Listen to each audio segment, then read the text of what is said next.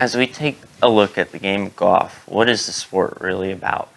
Golf originated from a game being played on the east coast of Scotland in 1457. During around the 17th century, golf became a pastime in Great Britain and became a common theme throughout the world.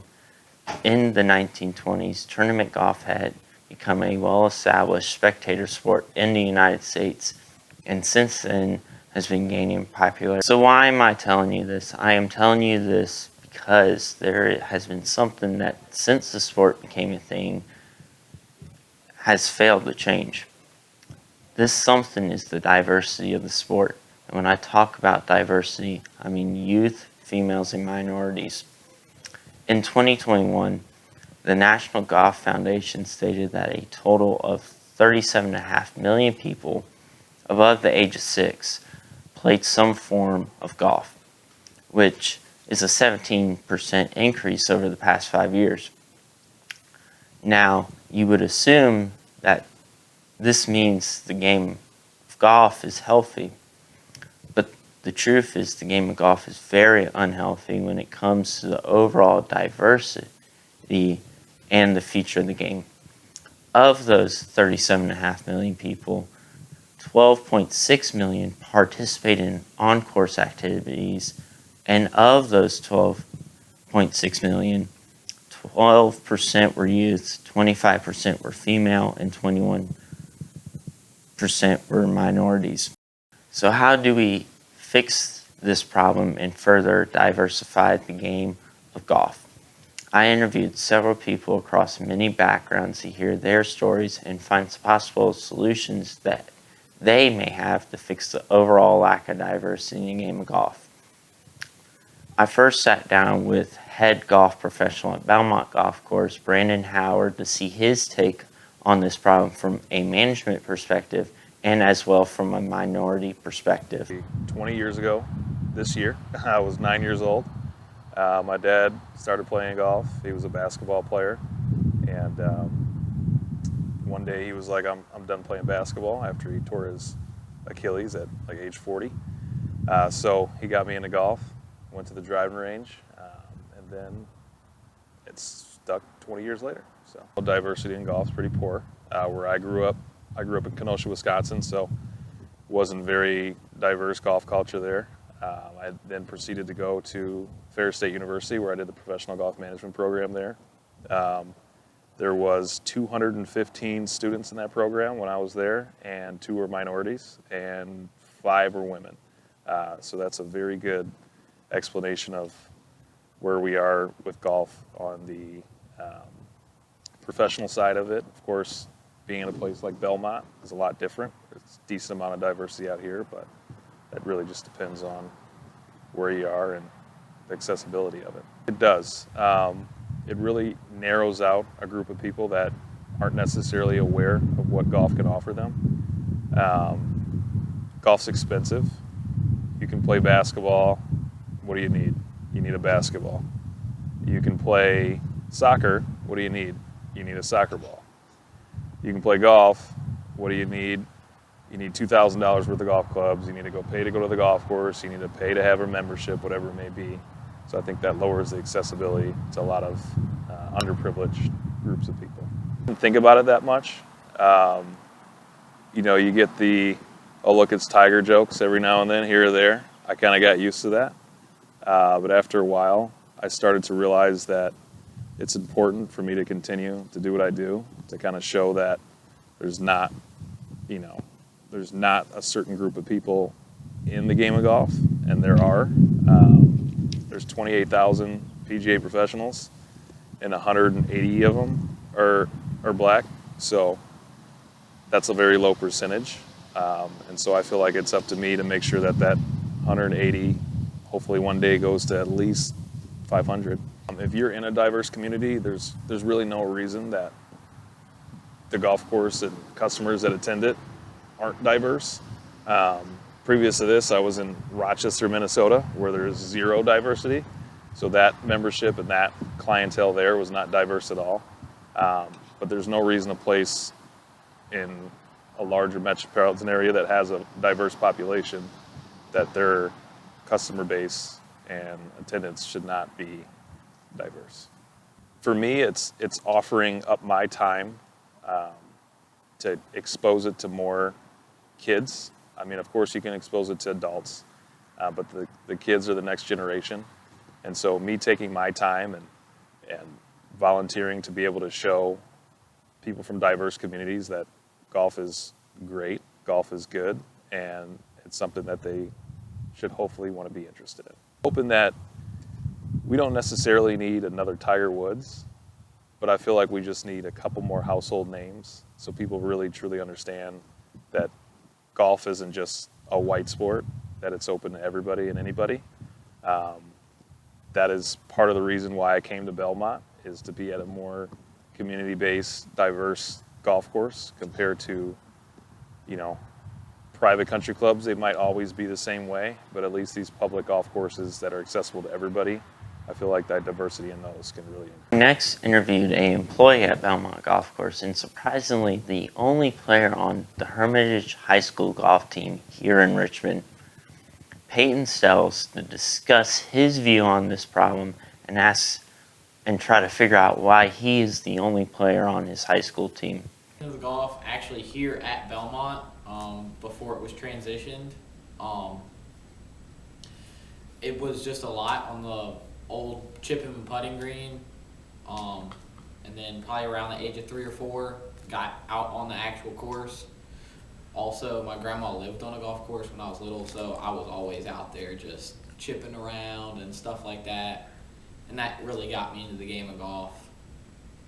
And golf means to me a ton.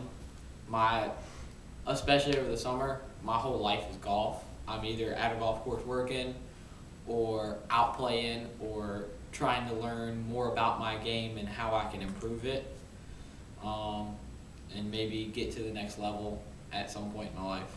The diversity of golf is definitely increasing, especially because of COVID, just trying to get people out of the house. Golf was a great way because you're 90% of the time you're away from people, especially if you're walking. You're away from people, you're touching your own clubs, and it's just something, you're outside the whole time, fresh air. It's just a great way to, it really increased the diversity of golf, just from all standpoints. It got kids outside playing. It brought back people that used to play that ended up not being able to because of work, and it brought just a bunch of new people out to the game of golf. Oh, definitely. Just the type of people that are coming out here, we're getting a lot more, instead of your average business guy that's out here suit and tie, not necessarily, but you can get a more relaxed game of golf now, and there's the initiative of you have to be out here in a pair of khaki pants or navy blue pants and a perfectly collared shirt, ironed perfectly. Like, that's changed so much. It's changed to where you can wear a pair of shorts, and it doesn't have to be a super nice pair. You don't have to dress super impressively to come out here and play golf now. I think it's just maybe possibly the school I go to, we've just got so many people that are interested in football and other sports that golf isn't really pushed, and also it's not really communicated through the school about our golf team. Like, there's no announcements about it or anything like that, but when the football team plays, everybody knows about it, which I understand football's a bigger sport, but there's no push for golf at all at my school. Well, as a team, from a team standpoint, there really is none. I can go play at regionals, and that's about it. And there's nothing, I can't move on unless I'm like the best player at regionals, and that's obtainable, but it sets myself to a high standard. And then being the only player, that is so difficult because it gives me nobody to judge on, nobody to push me to work harder to stay in line and have to compete. There's no sense of competition until I get to the point of regionals, because I don't get to participate in any matches. So that really makes it difficult. I feel like I need to go out there and show other schools. Just because I'm the only one doesn't mean I can't compete with them. And coming from the school I come from, that just because I go to this school and y'all have all these kids try out and y'all are the best at your school doesn't mean I can't come and compete against y'all even if I don't have a team or a coach. Pushing it in some of your schools that it's not available at, like especially at my school and the schools that feed into it, I've never seen any sort of golf programming in the school. Gym class, you're always learning about football and basketball and all your main sports, but they're never pushing towards, there's nothing that pushes golf in the schools, or especially the schools that at least I went through and fed to my high school. The push for the first tee programs is definitely a way to go. First tee does a great job anyway of showing a way to like making their name heard at other sporting events and trying to get kids of any kind at Belmont or any of the first tee locations, that is. And if they continue to do that, and especially if they can get into those schools that it's not showing, if a kid finds golf and loves it, it'd be great because then they can get in these programs and they can learn more, even get better, and maybe even become something. My hope is that anybody can find golf, no matter where you come from, who you are, that you can find a spot somewhere on a golf course or just even in your backyard. If you can find a spot, even just to hit some golf balls or anything. And I think that starts it has to start at school. Just introduce it young, like kindergarten, even first, second, third grade. If they can just introduce it, and then if a kid finds that they like it, that way it can be introduced, and then they can get into these programs that they can see if they really have a love for it or not. So after interviewing Peyton on what he thinks, I wanted to next talk with a group that has been unappreciated and underrepresented since the start of the game, females. I next interviewed the Vice President of Impact for First Tee Greater Richmond, Kelly Brown. I wanted to see her perspective on the diversity of golf when it came to female golfers. I got into golf at an early age. I was only like maybe 8 years old when I first got into golf. A couple of my classmates wanted to go to golf camp, and so that's something that I wanted to do. And naturally, a lot of those classmates were boys. Not a lot of my girl classmates were eager to get out to the golf course. But starting out at an early age certainly has been a big benefit for me. And, it was something I had a really natural ability, and, had the opportunity to play on my high school golf team in Virginia Beach, and I was the only girl on my high school golf team, one of only maybe 2 girls in our entire district. And for me, golf was a sport for life, and because there were a lot more opportunities for girls in golf to get college scholarships, I was fortunate to get a scholarship to Longwood University and play on their women's golf team through golf. So for that, I'm always super grateful for what this sport has given me, and what it certainly can do for other young ladies that are maybe aspiring to play golf at higher levels, or for me, even just from a networking perspective, it's been just such a great game to be able to get there with people with all different ages, skill levels, genders, ethnicities, backgrounds. Golf's just one of those games that's certainly for everyone, and we're all certainly trying to find ways to make it even more inclusive as the years go on. Yeah, I would say my opinion is that golf is certainly has had a dark history, and not being as diverse or inclusive has had the perception of certainly being more elitist, super expensive to get into. But for me, my opinion, is golf every year tends to track in the right direction, and we're always finding ways to make it more inclusive, more open, more affordable for all. And certainly I try to do that through the position I have at First Tee Greater Richmond, and making golf more accessible for everyone.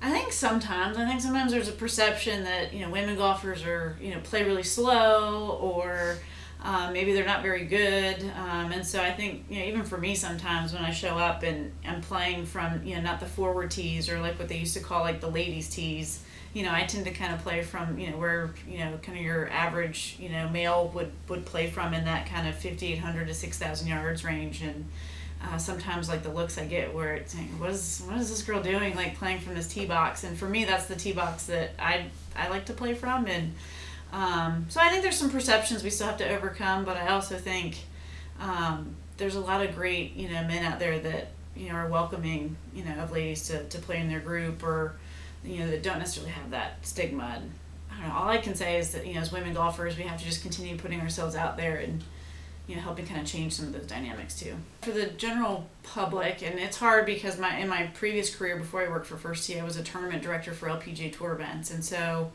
I kind of look at it kind of in two different lenses. Certainly, I'd love to have more women out there playing golf, and certainly at the highest levels like we see on the LPGA.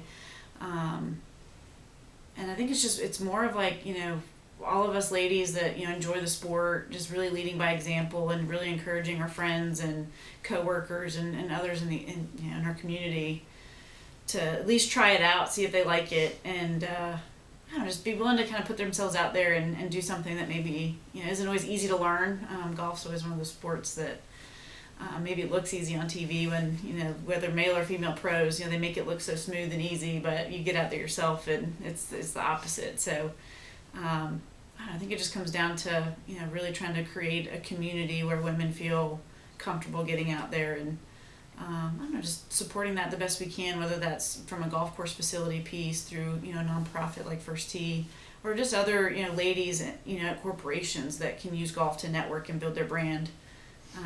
Golf's just such a great sport to be able to do that. There's probably no like right or wrong answer. I think that at the end of the day, we just have to try to continue to do something that moves the needle forward. Certainly, when I was growing up, I had a few like female role models that I looked up to. I had like the Annika Sorenstams, the Julie Inksters, ladies like that, certainly watching them on TV, I aspired, to one day be them. And so, in this golf space, I think one solution too is just continuing to lead by example. And for me, I hope that there's young ladies in our First Tee program that, want to one day aspire to be like Coach Kelly or, Coach Brittany or some of the other ladies we have on staff that help just, give them the courage to put themselves out there and continue to learn, continue to grow, and then hopefully they'll be the pioneers for the generation behind them. Yeah, my hope, it would be great to see like the same number of men and the same number of women, certainly playing this great sport. I'd even say like it'd be nice to even see like more women, than men playing, but I understand with, other, whether it's time commitments or other pieces of day-to-day life, sometimes that's a harder ask, but my hope is that, we see, just as many women and men out there. And then certainly as we look at, on the professional side of golf, I'd love to see, similar to like the sport of tennis, where, the men and the women are making equitable amounts for playing the same sport. And, certainly with, revenue and TV viewership, that all factors into those numbers. But I'd love to see the LPGA get more national coverage because those ladies don't get near enough of the credit. And I think that also is one of the solutions of, we've got to see more women on national TV. Not just on like ESPN Plus or Golf Channel, but on major networks, just like the men get as well. Mm-hmm. After interviewing Kelly, I decided to sit down with former Senior Director of Programming for First Tee Greater Richmond, Brittany Wu, to see her take on the diversity in the game of golf from both a minority and a female side. Yeah, so I got into the game of golf because my dad also actually plays golf. So I feel like he wanted a little golfing partner when I was younger. And I also think he got me into the game of golf because he realized that golf has a lot of opportunities and a lot of doorways for people. And what golf means to me, I think it means community. I think it's an outlet for physical activity. I use it for meeting new friends, for enjoying outdoors, for spending time with people that I care about, and it's also a good way to like challenge myself, so I enjoy that aspect too. My overall opinion on the diversity of golf would be that it's mainly a male dominated sport, and it has a lot of work to do when it comes to diversity. This particular organization, I feel like, does a pretty good job of like making sure it's inclusive and welcoming, but I think to help with the diversity, there are a lot of barriers to golf, and that might hurt those diversity numbers a bit.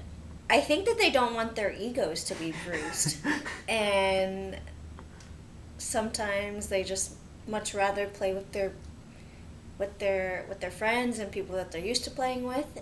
If they're used to playing with females, and I don't think they really see the gender as a threat or as a competition, but I think there are some like preconceived notions when it comes to like playing sports with the opposite gender, just in sports generally, and so golf, I think it's exacerbated a lot more. Being a female and being a minority, I think I realized that I was a small group within a big field when I started playing in competitions, and that made me kind of like work just a little bit harder because I felt like I had something to prove, that I was just as good as everyone else. But growing up with golf and playing golf, like my experience, because it was with a first tee program, it was very welcoming and very inclusive when it came to like practicing and playing and like finding people to play with. But when I started playing competitions, I realized that what I was used to wasn't necessarily what it was going to be. And so I got to the point where I just also really worked on my game to show that, hey, I'm just as capable of everyone else out here in the field. Like, I think a lot more females are trying to get into the game, and I think that the organizations that kind of like run golf, PGA Tour, USGA, the RNA, I think they're realizing that they have a big pull in attracting female golfers to the game, whether that's like creating competitions or like highlighting events on TV that have female golfers, and then that might kind of trickle down to just like everyone else in the world of wanting to get into the game. Some possible solutions to fix the lack of diversity would be having a spokesperson and having that person advocating for everyone. It helps that if you have a female representation in like golf leadership, I think their voice can really be powerful in shaping just the overall population of golfers. And I also think it kind of starts small too, so like within just local communities, like finding other females to play golf with and kind of like branching off of that and building a network, or like inviting a friend to come out and play, or inviting a friend to come out and play at a golf course that is very welcoming, or at Topgolf or at Drive Shack. Like, people can spark that like light bulb moment in someone else, and golf is a very powerful sport, so like as soon as they're hooked, it's just a ripple effect from there. What I hope for golf and the diversity of the sport is that, it's pretty equally representative of different genders, of different ethnicities, of different backgrounds, of different skill levels. I hope that people are just welcoming when it comes to the sport. I think we, as golfers, like, there tends to be a bad rap of like, oh, we can't play there because it's a gentleman's only club. if we got rid of those, I don't think that will ever happen. But I think if we change the way that the golf courses operated and how they welcomed the community, it would make the sport very diverse. As we near the end of my interviews, I lastly wanted to talk to another person from a group that has been greatly underrepresented in not just golf, but in the whole kind of country and world, minorities. I ended my interview process by interviewing Sterling Simmons. Sterling works for First Tee Greater Richmond and is one of the critical pieces in developing the young players in the First Tee programs. My father introduced me to the game of golf.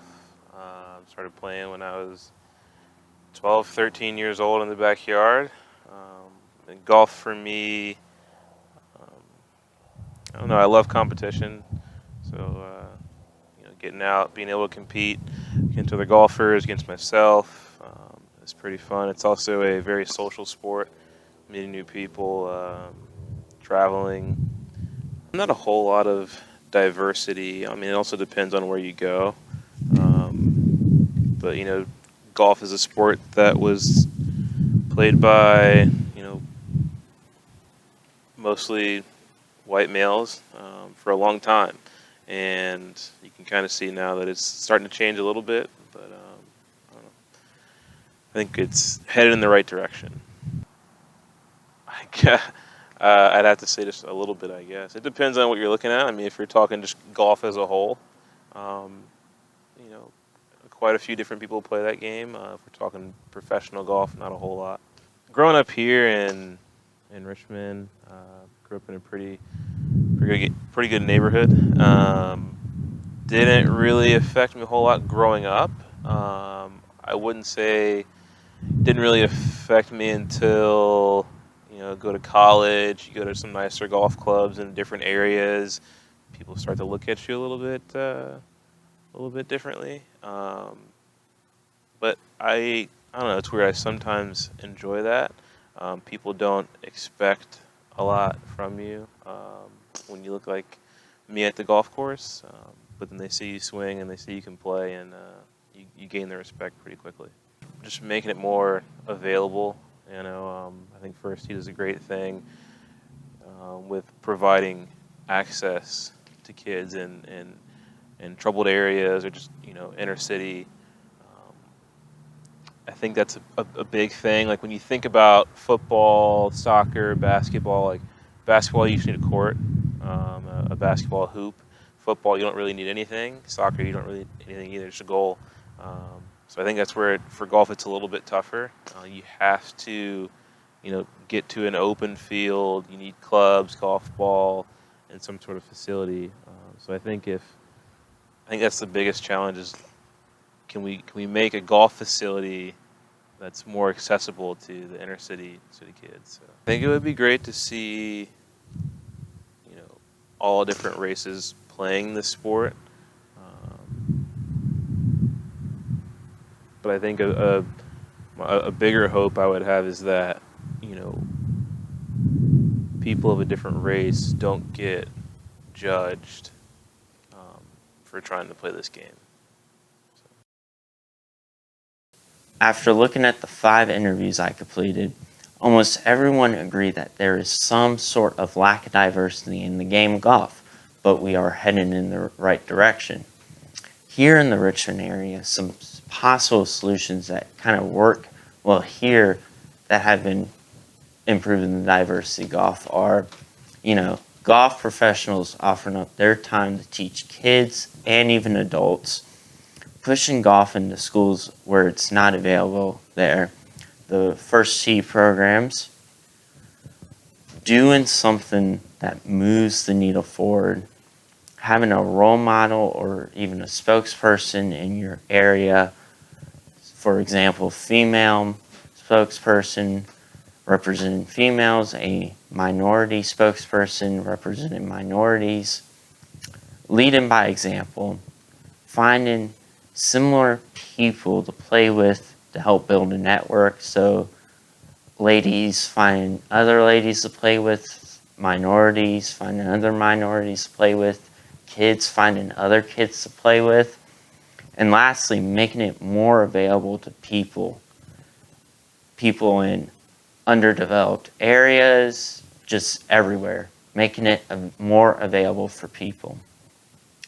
If implementing these solutions here in the Richmond area helps with improving diversity, then we can only imagine what they could do across the U.S. and possibly the world.